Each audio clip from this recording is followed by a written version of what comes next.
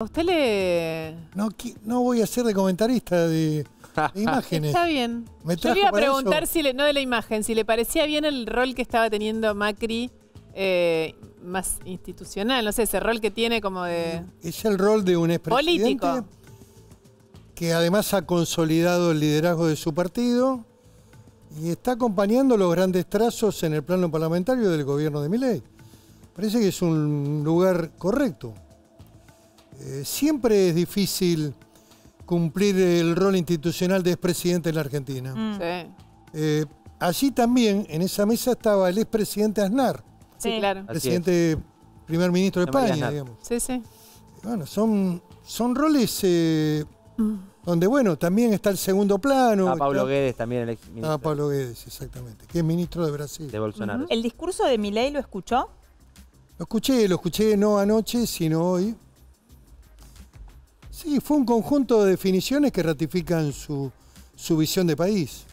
Usted, hace un ratito nosotros le preguntábamos a Jorge Macri si compartía el análisis o la proyección de Milei de esto del rebote de la Argentina. ¿Usted ve los elementos dados en la Argentina hoy para que se dé ese rebote? En este momento no. En este momento decididamente no, porque el conjunto de los sectores económicos está viviendo un fuerte ajuste. Estamos frente a un ajuste clásico, ortodoxo, muy duro. El mismo presidente lo reconoce, dice que es uno de los ajustes más grandes que ha tenido este país. Y no hay todavía una reactivación. Esto se nota además en los niveles de recaudación. El último mes el IVA bajó 15 puntos la recaudación y ganancias 40 puntos. Y los aportes sociales de los trabajadores cerca de 88. Estos son datos... ¿No es una tragedia eso? ¿Cómo? ¿No es una tragedia? Bueno, es un dato económico que el gobierno tiene que tener en cuenta para ver cuándo empieza a estabilizar la economía y cuándo también genera reactivación. Hay algunos anuncios interesantes. Recién lo escuchamos al jefe de la ciudad hablar de créditos hipotecarios del Banco Ciudad. También el Banco Galicia, como banco privado, habló de que va a realizar política crediticia bancaria para compra de propiedades o para mejoras. Y el Banco Nación, estuve reunido con el presidente del Banco Nación, que también me informó esto. Estos son datos buenos que tienden a tratar de construir una perspectiva, un camino de que la economía se reactive. Ahora, hoy hay pérdida de empleo, la construcción está paralizada, hay más de 150.000 trabajadores de la construcción. Esto obedece a una decisión política de no asignar recursos a la obra pública, incluso recursos que estaban financiados con Banco Mundial y con el Banco BID. El presidente lo reivindicó eso ayer como una política de Estado exitosa según su mirada.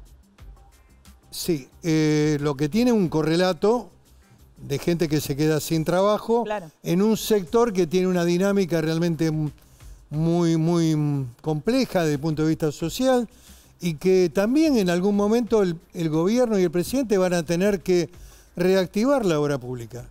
No todo puede estar parado todo el tiempo. Sí. Cuidado, porque sin duda que en el cementerio hay orden fiscal. Y lo que digo es que tiene que haber una economía que en algún momento que empiece a mirar el proceso de estabilización y también acompañar un proceso de actualización de los salarios y fundamentalmente de los saberes de los jubilados que han quedado duramente postergados por la licuación de Alberto Fernández primero, con la fórmula que postergó durante un año y con el cambio de fórmula que hizo donde terminó con la indexación de alguna manera. No, era inflación más salario, el ajuste de los jubilados, y era una fórmula que se había puesto en el gobierno de Mauricio Macri, una fórmula importante que mantenía el poder adquisitivo. Fernández primero la suspendió, dio los aumentos que quería dar desde el gobierno y después hizo una fórmula híbrida sin el componente de la inflación. Y después, bueno, vino la inflación de estos primeros 4 meses donde el impacto fue casi más del 40% y es gran parte del ahorro también que el gobierno nacional del presidente Milei ha hecho y lo ha hecho sobre las espaldas del sector previsional. Sí, y no está previsto que a ese ahorro específico se lo recompongan fielmente. Bueno, ha habido una recomposición hecha por DNU que para el primer trimestre estableció un porcentaje de 12 puntos, más después el proceso de ajuste por inflación. Me parece que ese tema no fue suficiente de ninguna manera.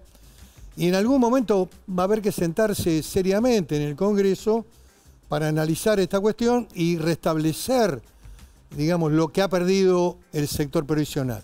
No, lo puedes hacer por un tiempo, todo puedes hacer por un tiempo. Si el ajuste es la única política, indudablemente que eso en algún momento puede perder la adhesión social y puede no haber tolerancia. Si es un esfuerzo que la sociedad está dispuesta a hacer porque mantiene expectativas, esperanzas en este nuevo gobierno, bueno, pero también tiene que empezar a construirse la luz de salida, la recomposición del salario que ha quedado muy bajo. Estoy hablando incluso del salario de los activos, de los trabajadores públicos, de los médicos, de las enfermeras, de los docentes. Todos tienen que plantear en algún momento una recuperación porque vos no podés tener salarios bajos y alimentos y servicios públicos, luz, gas, muy caros. Me parece que eso tampoco cierra. Por lo tanto, el gobierno tiene que estar preparando, digamos, un proceso para poder restablecer, digamos, la economía, para poder reactivarla. Que indudablemente todo este tiempo... ¿Usted cree que lo van a hacer? Usted decía, la gente cree esto. ¿Usted qué cree? Bueno, yo creo que es posible. Creo que si hay convicción para hacerlo, porque también está el crédito del presidente en juego. El error de no haber prestado atención a las universidades y los recursos que las universidades necesitan para funcionar. Porque las universidades no pueden funcionar con un presupuesto que es del año 2023, con una inflación del 240%. Sí, fue muy sencillo el dilema, no había dilema, digamos. No, porque vos tenés un impacto sobre las universidades públicas, sobre la educación, sobre los hospitales públicos que dependen también de la propia Universidad de Buenos Aires. Y tenés un impacto en todo el país también, con todas las universidades públicas. Y este es un tema transversal, este es un tema muy sensible para la sociedad. Es de las pocas cosas que los argentinos opinamos de manera mayoritaria de que hay que mantener la defensa de la universidad pública. Bueno, fue un mensaje que la sociedad dio. Yo creo, como ustedes, de que aquí ningún sector político puede tener ningún tipo de beneficio. Pero también para el presidente no es un hecho neutro. Tiene que tomar nota del tema y abordar, digamos, la solución del problema. Hay que recordar que el conflicto docente de la Carpa Blanca fue el disparador del proceso de la construcción de la alianza y la posterior derrota del menemismo en el gobierno. Es interesante el punto histórico que marca. Por supuesto. Hablando de no histórico, es historia reciente. Le ponemos este videíto y vamos a la pausa. Porque le queremos preguntar, a ver si aprendieron. Este momentito suyo que fue inolvidable en el Congreso de la Nación. ¿Sabe qué le vamos a poner? ¿Lo ponemos, Fran? Un sujeto inolvidable, general. Ahí está. Sí, presidente, al oficialismo le pedimos que tenga alguna cuota de flexibilidad. Les encanta seguir perdiendo. Traten de ver cómo tratan de resectar algunas propuestas y ganar. No hay que perder, hay que ganar. Muchas gracias, diputado. Les encanta seguir perdiendo, poco provocadores. Fue justo antes de que se de que venga la debacle. Claro. Tenemos que ir a la pausa. Guardes a ver si pierden o ganan ahora, ¿no? El lunes hay sesión, hacemos una pausa muy chiquitita. De varios temas que ahora vamos a ampliar. Un corte muy interesante, intenso. Bueno, estábamos con la ley de bases, un Pichetto que decía en el debate anterior, les encanta perder. ¿O lo escucha? No, bueno, está bien, Pichetto, lo dijo usted. No, está bien, un poco de distensión también. se habían votado 3 incisos y eran negativos. Indudablemente que en ese momento se había prendido una luz roja y había que parar, había que pedir un cuarto intermedio. Digamos, hay algunos mecanismos del proceso parlamentario. El Congreso en general es la dinámica de lo impensado. Un viejo concepto futbolístico de un cronista deportivo, se llamaba Dante Panzeri. El fútbol, la dinámica de lo impensado. La política parlamentaria es eso. A lo mejor vos vas a tratar de sacar una ley con determinadas características, artículos, y en el Pleno la termina convirtiendo en otra cosa. ¿Puede pasar esto el lunes? Claro. No, creo que no, porque hay un trabajo, porque ha habido un diálogo, porque ha habido acuerdos. El acuerdo en política es importante, no es mala palabra. Acordar con el oficialismo. No es espurio, quiere decir usted. ¿No? De ninguna manera. Acuerdo significa el diálogo institucional, los intereses del gobierno, las visiones de los diputados, los representantes también que representan provincias, los gobernadores participaron en la discusión.